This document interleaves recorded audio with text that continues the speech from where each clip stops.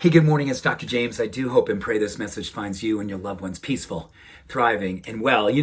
This morning I'm going to ask you with all my heart to stay with me just a few minutes as I share with you one of the most powerful things I will ever share with you in my entire life. It's about a life of someone who I just lost. My stepdad, Papa Bob. There he is right there.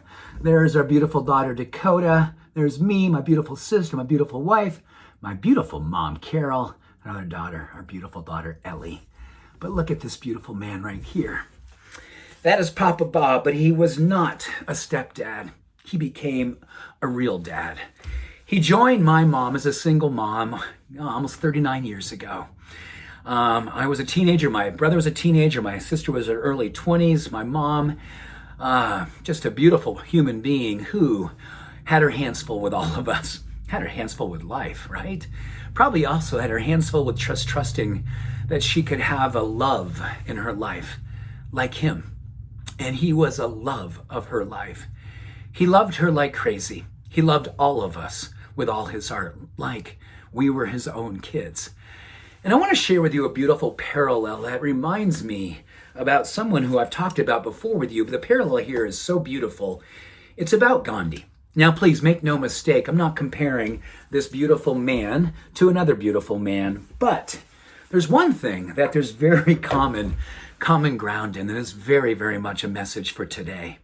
Gandhi used to walk across India, literally thousands of miles every single year, and he knew that one of the greatest ways that he could stay connected to his purpose of being about love, being about nonviolence, promoting peace, was to stay connected to prayer. And he literally would every single breath, under his breath, be going, Ram, Ram, Ram, literally thousands of times a day. In his Hindi vernacular, that meant God, God, God, his God, thousands of times a day. So when someone came into his space who was violent, someone came to his space who was a naysayer, someone came into his space who was wanting to take something or just be with him, he could always come from a space of God. Ram, Ram. Well, you know what? This beautiful man, my Papa Bob, these last few months was only basically awake about an hour a day. 23 hours he slept. But what an hour a day, my mom said he would wake up and he would say three things, just three things. He'd have a little bit to eat, have a little bit of water, and he would say three things. Number one, he'd say thank you. Number two, he'd say God bless you. And number three, he would say I love you. Thank you, God bless you, I love you. Over these last several months, that's all he said for his 1 hour a day.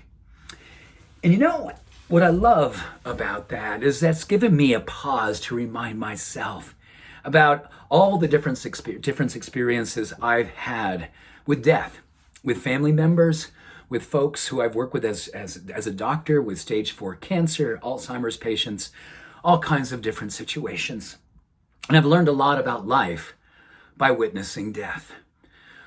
You learn a lot about how people live when their last moments are, about clinging to life so they can ask for forgiveness or give someone forgiveness, say the things they wish they could have said, do the things that they knew they needed to do before they said goodbye. And there's a lot about how Bob said goodbye over his last few months that all he had to say was, thank you, God bless you, I love you. Because he lived so well for his whole life that that's all he needed to do as he was making his time come to his close. His close. He was closing out the same way that he opened up.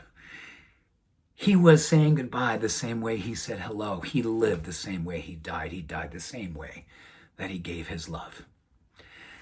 I want to remind you that each and every day we have no idea what's going to happen, do we? I know that life is precious. I know it more and more these days as I've seen things lately, as we probably all have. There's been a lot of death.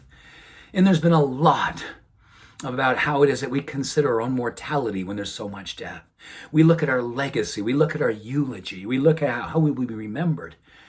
But how will we remember to stay awake while we're still here? And maybe it's simplifying to find the words that really matter. I'm practicing more these days after my goodbye to Bob to remember to say these things to myself throughout the day. And if I see a stranger, I see a loved one, I want to say, thank you, God bless you, I love you, silently as I look at them and then move on. And I want to say it to myself as I brush my teeth in the morning, as I pass a mirror, as I connect with myself, as I'm driving in my car, whatever the case may be. If I have a moment, thank you, God bless you, I love you. Try this today. Try this for yourself, towards yourself. Call someone and tell them that today. I've texted my 2 girls. I've told my wife this several times. I'm going to call my mom after I say goodbye to you here in a moment. Thank you. God bless you. I love you.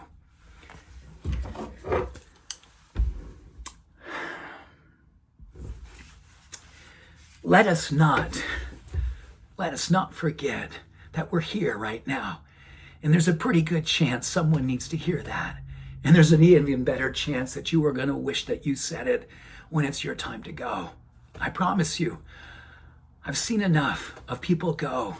And the ones who go with sweetness, the ones who go in peace, if they have that blessing to do so, it's because they lived that way before they said goodbye. We all can do that if we're given the blessing to do so. So with that, much love. Thank you, Papa Bob. Thank you for loving me. Thank you for teaching all of us. I love you. Love you. Bye for now.